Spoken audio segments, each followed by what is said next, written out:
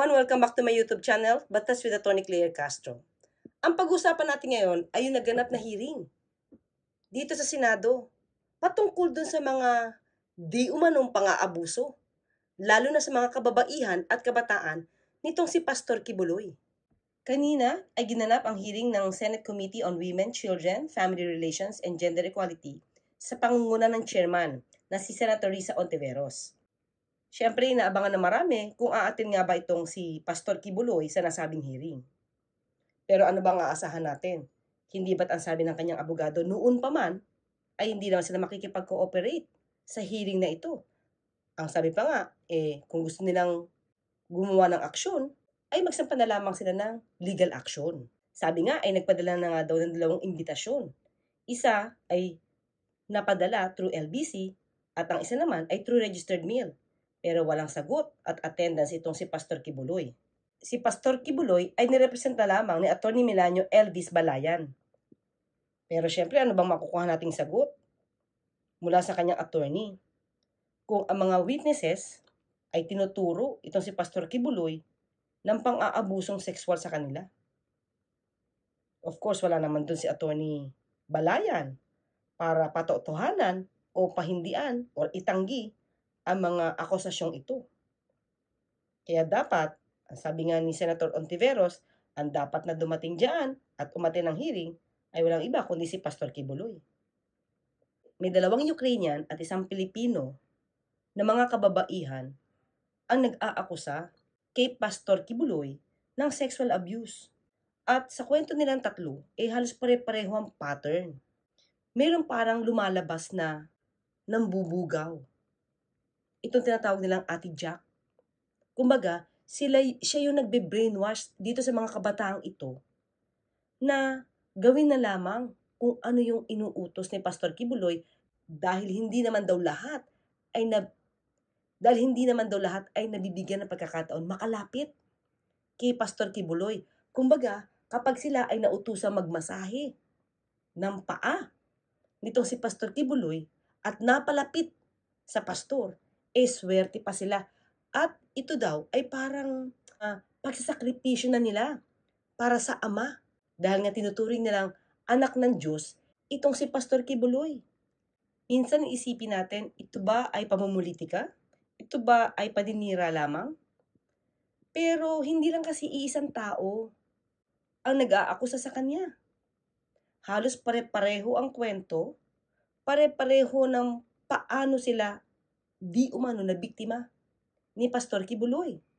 Pati nga yung gamit na shampoo at body wash ay pare-pareho dahil meron daw favorite na scent itong si Pastor Kibuloy. Ang sexual abuse kasi ay talagang medyo mahirap i-prove. Kasi minsan wala naman talagang ibang witness, kundi yung biktima lamang.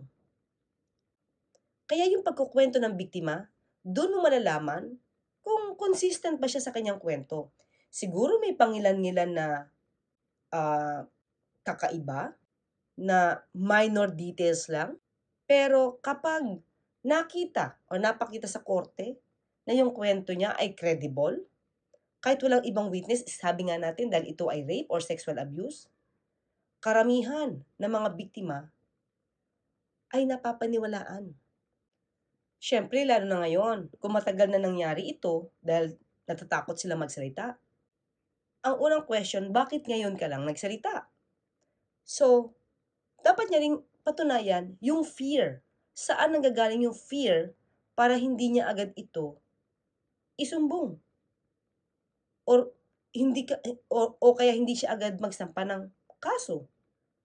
May mga pagkakataon, talagang may ganyan mga pagkakataon, lalo na yung mga biktima, bata. Minsan nga kapag anak mismo ang biktima, hindi ka agad-agad dyan nakakapagsalita. Napipilitan na lamang niya magsalita kapag nalaman nila yung susunod nilang kapatid, yun naman ang binibiktima ng kanilang ama. So may mga gano'n talagang pagkakataon. Hindi lahat na nabibiktima ay lumalabas at ipapaalam yung nangyari sa kanila dahil traumatic iyon sa kanila. Saka kapag ito ay naisampa naman sa korte, makikita naman talaga yung demeanor ng victim. Kung totoo bang naging victim siya, makikita yan. Kasi nagkakaroon ito ng cross-examination. So sa cross-examination, makikita kung nagsasabi ba siya ng kasinungalingan o nagsasabi siya ng katotohanan. So, pero hindi pa tapos itong hearing. Pero siyempre, hindi pa tapos itong Senate hearing sa di umano'y pang-aabuso ni Pastor Kibuloy. So siguro nga, mas maganda kung siya ay makakarating at kung totoong wala namang nangyari. Eh di patunayan niyang wala. Matapang siya dapat na pasinungalingan. Lahat ng mga sinasabi ng mga babaeng ito o ng mga biktimang ito at sabihin niya na siya ay sinisiraan lamang. So pakinggan natin kung ano yung mga salaysay nung di umano'y mga biktima ni Pastor Kibuloy.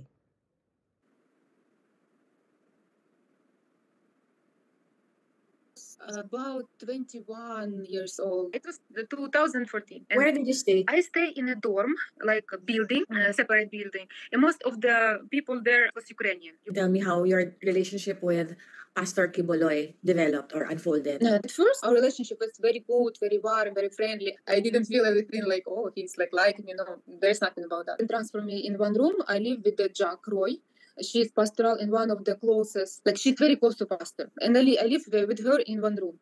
And little by little, some girls like Jack Roy and other girls of pastorals are Filipino. They used to fellowship to me like, are you ready to sacrifice everything to God, to the Father, like pastor? Of course, I already sacrificed. I leave my job, I leave my school, I leave my friends and my parents. I already sacrificed a lot of. So what do you mean? I cannot understand because I already sacrificed and this is the life that I choose and I live and I believe that this is God's way for me. So and they were just like, even your body you can sacrifice. When he see that there is no Ukrainian girls and I'm alone, so he start more and more to talk to me. Are you want to sacrifice? Are you want to sacrifice everything, even your body? I'm very innocent. I really didn't. Nobody talked to me like straightly that this is what will happen. And I remember that time came and Atija came to me in the night and she said, I want you to massage pastor's feet before he sleep. When Atija called me for night to massage him, I didn't think that this is what will happen, even though I was nervous. And she saw that I'm crying, but I'm still do what they want me to do. I take a bath, I put this pajama and I'm crying, I'm scaring, and it's night, and they put me, because I never stay in the pastor alone in the night, in the dark, and I was nervous. It was big room, and before room there is one little room. So Atija lead me there, and she said, go in pastor's room. And I just stayed in this little room because I was scary and I was crying, and pastor was waiting for me. Until he realized that I'm not coming, and he by myself went out and pulled me in his room. And I was like scary, and he said like massage my feet here, here, here, and then little by little, and I was very nervous, and it was dark. And suddenly he started to move my hands to put on his back. But he said massage here, and I said, oh my God, okay, and I massage. And after that, little by little, he just turned to me and he removed my clothes, and I even can because I was very shocked. I was like, I cannot explain because I was nervous. If this is what happened, he just removed my clothes and have sex with me. Women below the age of 18 years old, were they also being used sexually? Yeah, I didn't know about this for how many years till before I left Philippines. I heard from other like.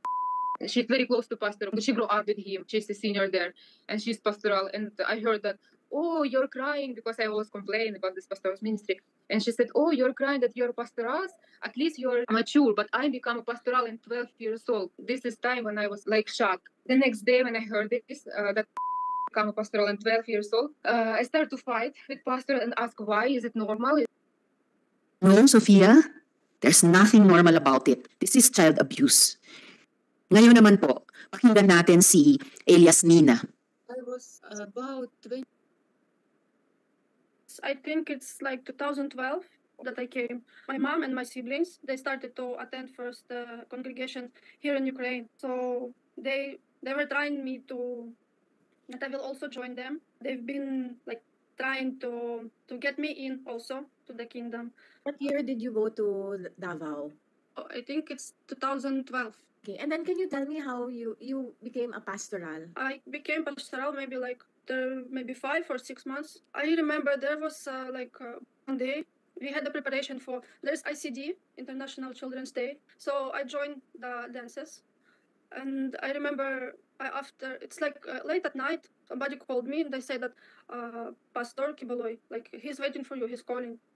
So I didn't like think anything. And then when Pastor Kiboloy called me, like he was asking me if I will become a pastoral, and he said that you must sacrifice everything, including your body.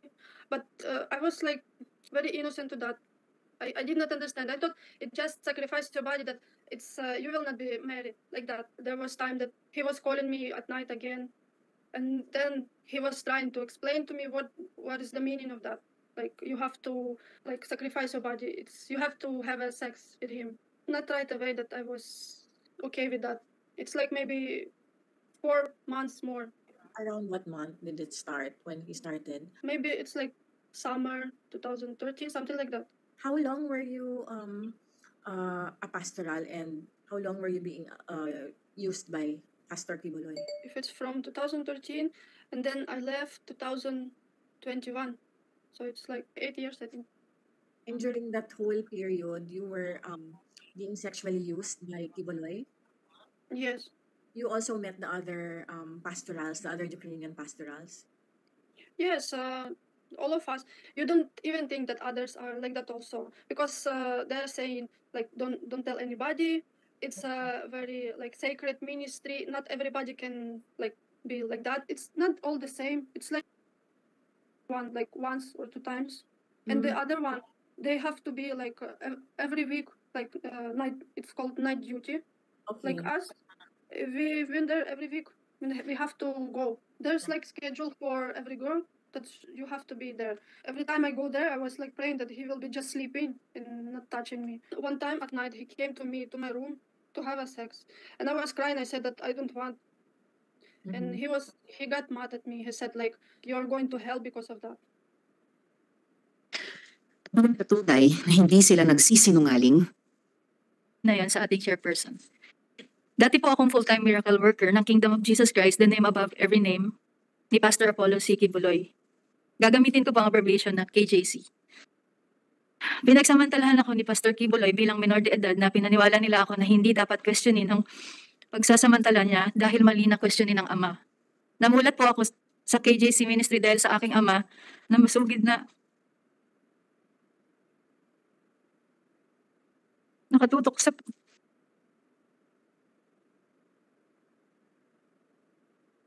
Okay lang po, Miss Amanda. Take your time po. nakatutok sa palabas ni Kibuloy sa TV.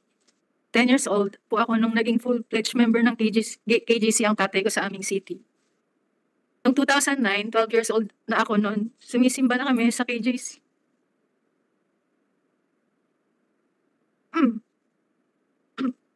Miss Amanda, bago kayo magpatuloy, nais ko i-acknowledge ang presensya ni Senador Estrada. Salamat po sa pagdalo ninyo, Sen. Yes, Miss Amanda, patuloy po. Kasama ang kapatid kong babae na 10 years old naman, mula 2010 to 2011, naging aktibong member kami ng kapatid ko sa KJC. 2012 na binyagan o na-baptize na kami under KJC rights at mula noon, official members na kami. Dito na nagsimula yung pamamalimos kung kani-kanino, pangangaroling, pagbebenta ng OTAP at yung pagbibigay ng mga sobre para sa mag-solicit. Bata pa kami noon, kaya wala kaming magawa. Kundi sundin ang coordinator kaysa naman ipatawag sa KJC office, mapagalitan at mapapalo kami. Noong December 2012, nirecruit kami ni Marlon Rosete para mangaroling kasama ang group niya na ang tawag ay Psalms of David Orchestra. Sabi niya sa amin, kakanta kami sa harap ni Pastor Kibuloy sa bahay niya sa Quezon City.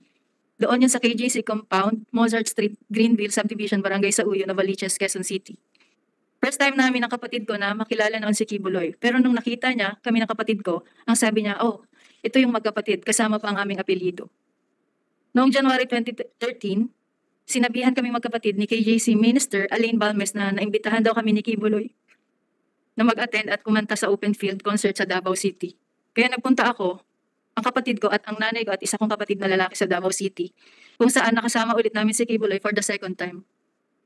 Pagkatapos ng concert, inimbitahan ako na maghapunan kasama si Kibuloy, kasama ang isang babae na si Ingrid Canada. Doon ni-recruit kami ni Ingrid, kami ng kapatid ko na maging full-time workers. Ang sabi sa amin, bibigyan kami ng libreng paaral sa Jose Maria College or JMC. At magkakaroon ng allowance, may free board and lodging. Ang sabi pa, magiging party daw kami ng choir group ni Kibuloy at makakasama daw sa mga palabas niya sa live TV. Makakasakay daw kami sa eroplano ni Kibuloy, makakapag-travel daw kami ng libre. At doon po pumayag ang aking ina. Noong July 2013, 16 years old na ako nito, na-promote kami bilang close-in pastoral. Sa puntong ito, nilipat kaming magkapatid sa isang dorm sa loob ng KJC Davao Compound. Pagtungtong ko ng 17 years old, mas naging masela na ang ipinapagawa nila. Tanda ko pa, September 1, 2014, kasi kakatapos lang ng tribute program ng KJC, tutulog na sana ako, pero sabi ng isang kasamang pastoral worker, magpunta daw ako sa dining area ng Bible School dahil pinapatawag daw ako ni Jacqueline Roy. Pagpunta ko doon, andun nga si Jacqueline Roy, pero walang ibang tao sa dining area. Madilim at tahimik na, kasi this oras na ng gabi. Tulog na yung ibang mga kasamahan namin. Kinausap ako ni Miss Roy. Ang sabi niya sa akin, Amanda, connection mo ito sa amahan. Privilege na mapabilang sa pastoral, isanctify mo ang sarili mo. Sabi niya, parte daw ng trabaho ng Ministry of the Pastorals na imasahe si Kibuloy. Sabi niya, special privilege daw ito dahil hindi naman daw lahat nakahawakan at nakakalapit sa anak ng Diyos. Sabi niya pa, wag ko daw pagdudahan ang anuman ng mangyayari sa loob ng kwarto kasama si Kibuloy. Basta ibigay ko lang daw ang sarili ko, maghanda daw ako, maligo, mag-toothbrush. Sinabihan pa akong mag-blow dry ng buhok. Litong-lito ako noon, pero sumunod na lang ako. Sabi ni Jacqueline Roy, kunin ko daw yung isang pajama ko at binigay ko sa kanya kasi aamuyin daw niya. Ginawa ko naman. Pagkabigay ko ng pajama ko, inamoy niya at biglang sabi, ipapahiram na lang daw niya ang pajama niya. Bumalik ako sa kwarto ko at siya naman, kinuha niya yung pajama niya. Bago ako maligo, pumunta si Jacqueline Roy sa kwarto ko at binigyan ako ng isang t-shirt na may botones at pajama pants. Isang bote ng shampoo na Palmolive Violet at lotion na pabango na Bath & Body Works brand. Ang specific sa Enchanted na paborito daw ni Kibuloy. Hindi ko po talaga makakalimutan ng mga yan. Maligo na daw ako at magkuskus ng maayos. Hinihintay daw ako ni Jacqueline Roy sa kwarto ni Kibuloy. Pagkatapos kong maligo at mag-blow dry, pumunta ako sa kwarto ni Kibuloy sa Bible School building. Yung kwarto na yon may 2 pinto. Yung unang pinto bukas na. Kaya pumasok ako doon. Yung isang pinto papunta sa main room ni Kibuloy. Pagkatok ko, sa pangalawang pinto pinagbuksan ako ni Jacqueline Roy. Inakay niya ako sa may kama ni Kibuloy. Nakita kong natutulog at naghihilik pa. Nung una, pinaupo muna ako ni Jacqueline Roy sa kama, malapit sa paa ni Kibuloy. Natulog pa rin noon. Pinakita ni Jacqueline kung paano daw imamasahe si Kibuloy. Sabi niya unahin ko daw sa paa. Nakinig lang ako habang dinedemo niya. Tapos sabi na lang ni Jacqueline, hintayin ko na lang daw na sabihin ni Kibuloy kung anong sunod na gagawin. Sabi niya hanggat walang sinasabi si Kibuloy na pwede na akong umalis, hindi ako dapat lumabas ng kwarto. Matapos siyang magbilin, lumabas na siya ng kwarto. Pagkaalis ni Jacqueline, sinimulan ko na yung pagmamasahe hanggang sa namasahe ko na ang paa at likod niya. Inaantok na ako at that time kasi halos 1 a.m. to 2 a.m. na po siya. Gising na si Kibuloy nito tapos sinabihan niya ako na umupo daw sa gitna ng kama. Sumunod lang ako sa instruction, umupo ako na naka-cross legs. Nung itutuloy ko na dapat ang pagmamasahe, tumayo siya at umupo sa harap ko. Sinimulan niyang tanggalin ang butones ng t-shirt ko hanggang sa tuluyan niya tinanggal ang buong t-shirt ko. Sabi niya, tumalikod daw ako. Sumunod lang ako doon at tinanggal niya ang aking bra. Pagkatapos hinawakan niya ang balikat ko at hinila pahiga sa kama. Nung nakahiga na ako, pumaibabaw sa akin si Kibuloy tapos kahit pareho pa kaming nakapajama nun, kinikis-kis niya ang ari niya sa ari ko. Sinimulan niyang halikan ng leeg ko, nanigas na ako ng gusto. Gusto kong sumigaw ng tulong at tanungin kung ano ang ginagawa niya. Pero naalala ko na bawal akong mag-question. Paumanhin po, Madam Chair. Kung maselan ito, halaw po ito sa aking sinumpaang salaysay. Nung tinigasan na siya, sinimulan niyang tanggalin ang pajama at pants at underwear ko. Sinipsip niya ang dibdib ko, tinanggal din niya ang pajama pants at brief niya. Nanginginig na ang katawan ko sa takot at nakatitig lang ako sa kisame. Pinipigilan ko na lang ang mga luha ko dahil sobra akong nagulat at walang magawa.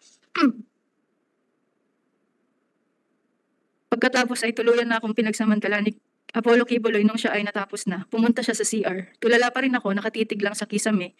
At dito nagsimula na akong umiyak. First time ko kasi ito. Ang dami kong tanong pero inisip ko na lang para makampante na baka ito ang kalooban ng Ama sa buhay ko. Pagkabalik ni Kibuloy, galing CR, inutusan niya akong magdamit na ulit. Umupo ako sa sulok ng kama at patuloy ang pag-iyak ko. Tapos tinawag ako ni Kibuloy. Sabi niya, Amanda, umiga ka dito sa tabi ko at matulog ka na. Natulog ako nakatalikod sa kanya pero niyakap niya ako at humawak pa sa dibdib ko. Pagdating ng alas 6 o alas 7, pinabalik na ako sa kwarto ko. Sinabihan niya pa ako, mamaya paggising mo ng maaga, huwag kang lalabas sa main na pinto. Doon ka sa likod sa garden. Tumango lang ako at sinabing, opo. Nais ko lang bigyan diin na minor pa ako noong nangyari ang mga ito. Mula noon ay inobserbahan ko na ang mga miyembro ng close-in pastorals. May isang pastoral lagi na maliligo, magbibihis at gagamit ng kaparehong shampoo at body wash na ginagamit ko. Tulad rin sa naranasan ko, babalik ang pastoral mga alas 6 o alas 7 ng umaga. Mula noon, gusto ko na talagang umuwi sa amin. Hindi ko naintindihan ng KJC ministry. Noong 2016, may misa sa open field sa loob ng compound ni Kibuloy. Habang nangangaral siya, hiniram ko ang telepono ng isa ko pang kasamahan at tinawagan ko ang nanay ko na saktong nasa airport noon. Napaiyak ako habang nagmamakaawa sa nanay ko na balikan ako sa compound. Pagdating niya, napaiyak ako ulit. Nang hingi ako ng pamasahe kasi sabi ko, gusto ko nang umuwi at sabihin sa kanya ang mga totoong nangyayari. Pagkaalis ko sa KJC, pumunta naman ang nanay ko sa Davao City para i-rescue ang kapatid ko. Pinahirapan nila ang nanay ko. Pero dahil minor ang kapatid ko, sa kalaunan ay na-release din siya. Ang masasabi ko lang, sobrang traumatic ng pinagdaanan ko sa loob ng KJC compound.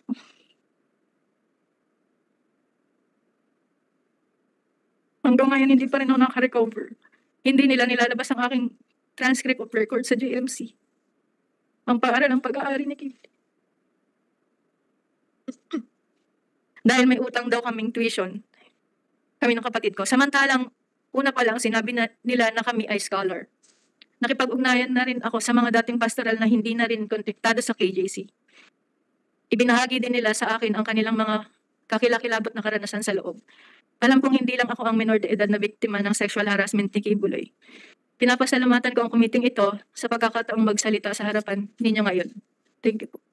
At higit, Amanda, pinasasalamatan ng komite ang iyong pagdalo dito ngayong umaga at pagkwento ng iyong kwentong buhay kahit napakahirap. At niyayakap ka po ng komite. Maraming salamat sa pagsalita mo. Kung maaari, ilang follow-up questions lamang, no, patungkol dun sa salaysay ninyo. So para lang makuha ulit yung confirmation nyo, dahil pa ulit-ulit nyo ring sinabi dito sa salaysay, nabanggit mo na, minor de edad ka, no, nung simulan kang abusuhin ni Kibuloy. Tama po ba iyon? Opo, tama po. Okay. At sa iyong pagkakaalam, may iba ka pa bang nakasama na minor de edad na close-in pastoral? Ibig pong sabihin, yung pinagsasamantalahan din silang mga minor de edad ni Kibuloy. Opo, meron din. Sa iyong pag-estima, Amanda, mga ilan ang pastoral na close-in ni Kibuloy, minor man o hindi, at any given time? During my time po, may meeting po kasi kami noon. Pinagsama-sama kami sa isang room.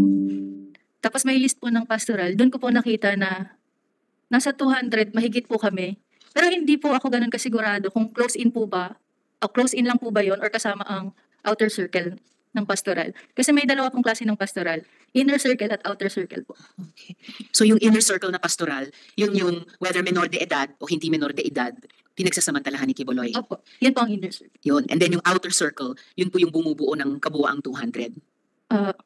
Yung outer circle po, yun yung susunod na maging inner circle. I see. Ano yun? Parang tinitrain pa sila, hinahanda pa sila. Parang ganun po. Okay. Ano po ba yung mga sinabi nila? Halimbawa itong paulit-ulit ko ring narinig na pangalan na si Jacqueline Roy. Binanggit din nung si Elias Sofia, Jacqueline Roy. Ano po yung privileges na sinasabi nila sa pagiging pastoral? May mga perks ba yan? May special treatment ba? At kaya ko po itinatanong, Miss Amanda, kasi gusto ko lang ikumpara yung pagtrato dun sa ibang mga regular members na nagpapagod naman na maglimos, no, sa mainit na kalsada. So pero sa pastoral, ano yung special treatment kunyari na ipinapangako? Pag napabilang ka po sa tinatawag na pastoral, pwede ka pong makapag-aral, makakain ng masasarap na pagkain. Yung tirahan po namin doon, aircon, yung shower namin, may heater. Tapos napapasama din po kami sa dinner or lunch ni Kibuloy, kasama ng ibang close-in. Ganun po. At lahat din ba ng mga close-in pastoral na pinapangakuan ng ganitong mga privileges, lahat ba kayo noon kasama din dun sa choir? Opo, kasama po kami. Paano kung hindi marunong kumanta? Design lang po yung iba sa likod. Okay, so Hindi basta... naman po lahat may hawak ng mic. Yun po. Okay. At ito nga, mabalikan natin yung narinig ko sa inyo, narinig ko kay Elias Sofia na pangalan. Sino naman yung Jacqueline Roy na yan o Ate Jack na yan na binanggit sa video at banggit nyo rin sa inyong salaysay? Siya po yung ate-ate namin na bridge po namin bago kami mag-report kay Kibuloy po. So siya yung nagtutulay sa inyo Opo. patungo sa pagiging close-in pastoral. Tapos may mga instruction po siya na magdasal po muna kami bago namin iharap yung sarili namin kay Kibuloy. Pero ate-ate ang trato nyo sa kanya. Opo. Kasi tawag din ni Elias Sofia sa kanya, Ate Jack. Opo. Okay. Mag-iingat kayo ngayon. Mag-iingat kayo ngayon.